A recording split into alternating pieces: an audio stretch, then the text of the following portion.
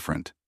Today, Arnold Schwarzenegger was the guest, and what was supposed to be a simple promotional interview for his latest fitness initiative quickly turned into something much more intense.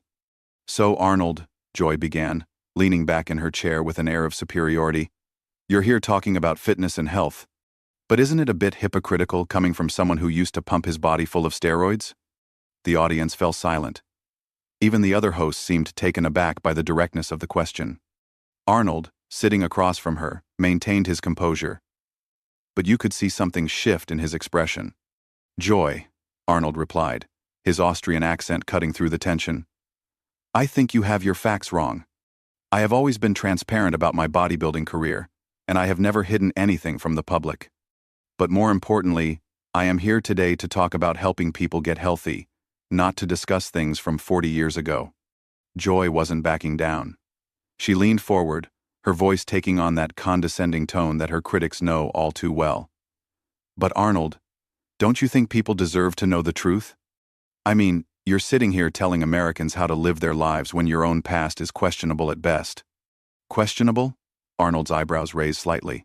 "Joy, with all due respect, I think you are trying to create drama where there is none. I came here to discuss my new program that helps children learn about nutrition and exercise. I thought that was what we were going to talk about." "Well, I think our viewers are smart enough to connect the dots," Joy shot back, her voice getting sharper. "You made millions off your physique, then you went into politics, now you're back trying to make money off fitness again. It's all very convenient, don't you think?" The other hosts exchanged uncomfortable glances. This wasn't the direction anyone had expected the interview to go. Arnold's jaw tightened slightly, but his voice remained calm. "Joy, I'm going to stop you right there," Arnold said, holding up his hand. "First of all, this program I am talking about is completely free. No one pays anything. We are giving away educational materials to schools across America. So your assumption about me making money is wrong." "Oh, please," Joy interrupted, rolling her eyes dramatically. "Nothing is ever really free, Arnold. There's always an angle, always a way to profit. That's how Hollywood works, that's how politics works, and apparently that's how your fitness empire works too." Arnold's face was beginning to show signs of frustration, but he maintained his diplomatic approach. "Joy, I understand you may be skeptical, but I would appreciate it if you would let me explain the program before you dismiss it entirely." "I'm not dismissing anything," Joy replied defensively. "I'm asking the hard questions that journalists are supposed to ask. Isn't that what you'd want? Or would you prefer we just throw you softball questions like some other shows might do?" "Hard questions are fine," Arnold responded, his voice getting slightly firmer. "But attacking my character and making false accusations is not journalism, Joy. That is something else entirely." The audience began to murmur among themselves. You could feel the energy in the studio shifting as viewers realized they were witnessing something unprecedented. "I'm not attacking anyone," Joy said, her voice rising slightly. "I'm simply pointing out inconsistencies. You come on television shows, you give speeches, you write books, all about success and achievement. But you never really address the elephant in the room." "And what elephant is that, Joy?" Arnold asked, leaning forward now, his patience clearly wearing thin. "The elephant that you built your entire career on artificial enhancement, then moved into politics where you had to make decisions about drug policy, and now you're back telling people how to be healthy naturally. Don't you see how that might seem hypocritical to some people?" Arnold's hands were now clasped together on the table, and his knuckles were slightly white. "Joy, you are making a very serious accusation without having all the facts. You are also ignoring decades of my work in public service, my environmental initiatives, my work with children, and focusing only on creating controversy." "I'm focusing on the truth," Joy retorted. "And the truth is that you've reinvented yourself multiple times when it was convenient, and now you're doing it again." "The truth," Arnold said, his voice now carrying an edge that hadn't been there before, "is that you are more interested in creating headlines than having a real conversation about helping people." The studio audience was completely quiet now, hanging on every word. The other hosts looked like they wanted to intervene but weren't sure how. "That's rich coming from someone who's made a career out of creating headlines," Joy fired back. "Between the movies, the affairs, the politics, the comeback attempts, you're hardly someone who shies away from attention." And that's when something snapped. Arnold's face changed completely, his diplomatic mask finally slipping away. Arnold's eyes flashed with an intensity that reminded everyone in that studio exactly who they were dealing with. This wasn't just an actor or a former politician sitting across from Joy Behar anymore. This was a man who had conquered every field he'd entered, and he was done being disrespected. "You know what, Joy?" Arnold said, his voice dropping to a dangerously calm tone. "I have been sitting here for 10 minutes listening to you attack my character, question my motives, and spread false information about me, and I have been nothing but respectful to you." Joy opened her mouth to respond, but Arnold held up his hand firmly. "No, you have had your turn to talk. Now it is my turn," he continued, his accent becoming more pronounced as his emotions rose. "You want to talk about reinventing myself? Let me tell you something about reinvention. When I came to America, I had nothing. I could barely speak English. I slept on a couch. But I had a dream, and I worked every single day to make that dream a reality." The studio was dead silent. Even Joy, for once, seemed at a loss for words. "You sit here in your comfortable chair, making millions of dollars a year to give your opinions," Arnold continued, his voice getting stronger with each word. "But what have you actually built? What have you actually created? What have you contributed to make the world a better place?" Joy's face was turning red. "Now wait just a minute, Arnold. I've been a journalist for decades. I've interviewed presidents, I've covered major stories, I've informed the public about important issues. Have you?" Arnold shot back immediately. "Or have you just created controversy and division, because from where I am sitting, all you do is tear people down instead of building them up?" The other hosts were exchanging looks of complete shock. This was not going according to anyone's script. "I don't have to sit here and listen to you lecture me about journalism," Joy snapped, her composure completely gone now. "You're an actor, Arnold. You pretend for a living. Don't sit there and tell me about real work." Arnold's laugh was cold and humorless. "Pretend for a living? Joy, I won the Mr. Olympia competition 7 times. I built a real estate empire before I ever made a movie. I served as governor of California for 8 years. I have started multiple businesses and foundations. What exactly have you done besides talk?" "I've informed the American people," Joy replied defensively. "I've held powerful people accountable." "Accountable?" Arnold's voice was rising now. "You mean like you are trying to do to me right now? By making false accusations and twisting facts to fit your narrative?" Joy leaned forward aggressively. "I haven't made any false accusations. Everything I've said is public knowledge." "Public knowledge?" Arnold slammed his hand on the table, causing everyone to jump. "You accused me of being hypocritical about steroids when I have been more transparent about that topic than almost any athlete in history. You accused me of profiting from this program when it cost me money to run it. You accused me of avoiding hard questions when I have answered every single one honestly." The audience was completely captivated. This was live television at its most raw and unfiltered. "You know what your real problem is, Joy?" Arnold continued, not giving her a chance to respond. "Your problem is that you cannot stand to see people succeed. You cannot stand to see people overcome obstacles and achieve their dreams. So instead of celebrating success, you try to tear it down." Joy's voice was shaking now with anger. "That is completely unfair and untrue. I celebrate success all the time." "When?" Arnold challenged immediately. "Give me one example from this show where you have celebrated someone's genuine achievement without trying to find something negative about it." Joy opened her mouth, but no words came out. She looked around at her co-hosts for support, but they were all staring at the table uncomfortably. "I thought so," Arnold said, his voice dripping with disappointment. "You know, when I agreed to come on this show, I thought I was going to have an intelligent conversation about helping children learn healthy habits. Instead, I find myself sitting across from someone who would rather attack and belittle than have a real discussion." "I was trying to have a real discussion," Joy protested weakly. "I was asking legitimate questions." "Legitimate questions?" Arnold's voice was incredulous. "Joy, you started this interview by calling me a hypocrite. You have spent the entire time trying to make me look bad, instead of talking about the topic I came here to discuss.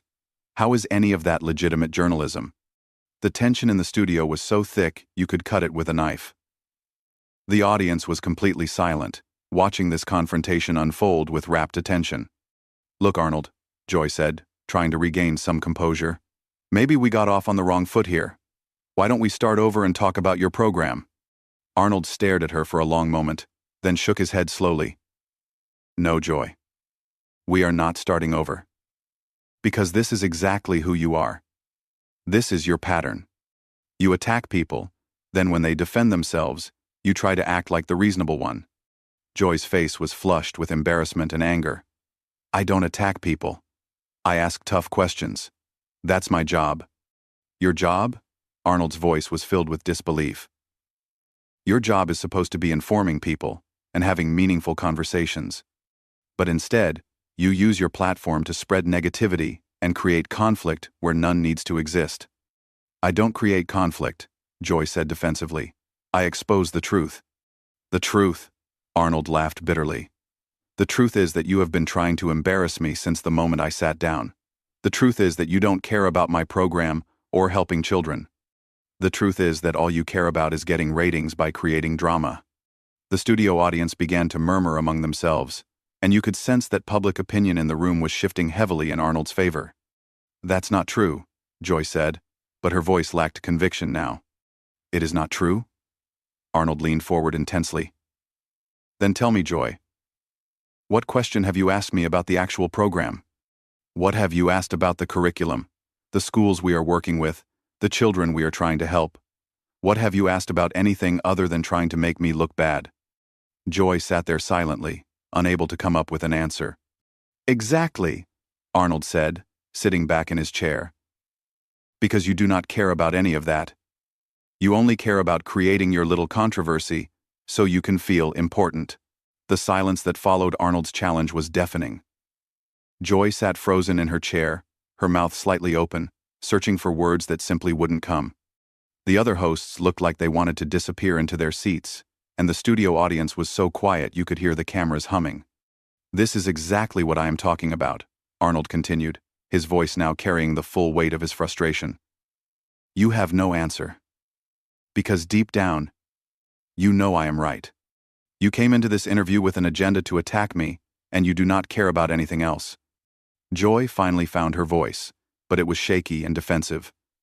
"Arnold, I think you're being overly sensitive here. This is how interviews work. We ask challenging questions." Arnold's response was immediate and devastating. "Overly sensitive? Joy, I have been challenged by some of the best in every field I have ever entered. I have faced criticism from movie critics, political opponents, business competitors, and fitness experts. But what you are doing here is not challenging questions. This is character assassination disguised as journalism." The audience began to shift in their seats, some nodding in agreement with Arnold's assessment.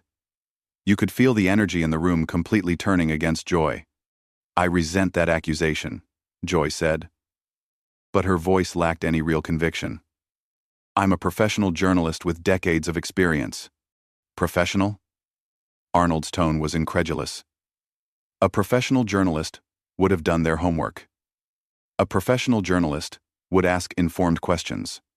A professional journalist would be interested in the story, not in creating a spectacle." One of the other hosts, clearly uncomfortable with the direction of the interview, tried to intervene. "Maybe we should take a commercial break and come back to discuss the fitness program." But Arnold held up his hand. "No. We are going to finish this conversation right now. Because I think the audience deserves to understand what really happens behind the scenes of television shows like this." Joy's eyes flashed with anger. "What are you implying, Arnold?" "I am not implying anything, Joy. I am stating it directly," Arnold replied, his voice steady and powerful. "You had your producers research negative stories about me before this interview. You came in here with a predetermined narrative that I was somehow hypocritical or dishonest. You had no intention of having a fair conversation about helping children get healthy." The accusation hung in the air like a bomb that had just exploded. Joy's face went pale, and she looked around nervously. "That's not true," Joy protested, but her voice was barely above a whisper now. "It is not true?" Arnold challenged. "Then explain to me why your very first question was designed to attack my credibility." Explain to me why you have spent 15 minutes trying to tear me down instead of 5 minutes learning about a program that could help millions of children. The studio audience was now completely on Arnold's side. You could hear murmurs of agreement, and even some scattered applause. Joy tried to regain her composure. Arnold, I think you're misunderstanding the role of journalism. We're supposed to ask the tough questions that others won't ask. Arnold's laugh was cold and bitter. Tough questions? Joy, here is a tough question for you. When was the last time you used your platform to actually help someone, instead of tearing them down? When was the last time you focused on solutions instead of problems? When was the last time you built something up instead of trying to destroy it? The question hit Joy like a physical blow. She sat there speechless, unable to provide an answer that would sound convincing to anyone in that room. You want to know what the real tragedy is here? Arnold continued, his voice now filled with genuine sadness rather than anger. The real tragedy is that you have this incredible platform. You reach millions of people every day. You could use that influence to inspire people, to educate them, to help solve real problems. Instead, you choose to create conflict and spread negativity. Joy's voice was barely audible now.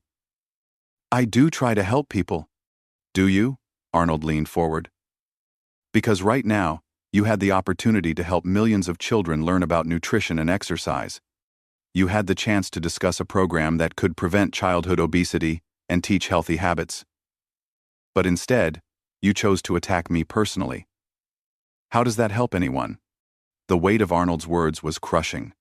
Even Joy's co-hosts were looking at her with expressions that seemed to say they agreed with Arnold's assessment. I think our viewers are intelligent enough to want both sides of the story, Joy said weakly, making one last attempt to defend her approach. Arnold's response was swift and final. Both sides of what story, Joy? The story of a free program designed to help children? What is the other side of that? That helping kids be healthy is somehow bad? That teaching nutrition is controversial? What exactly are you opposed to here? Joy had no answer. She sat there, completely defeated, her usual confidence and aggression replaced by uncomfortable silence. Arnold stood up from his chair, his imposing presence filling the studio. You know what? I think I have made my point here. I came on this show to talk about helping children, but instead I have spent my time defending myself against baseless attacks. I think the audience can see exactly what happened here today.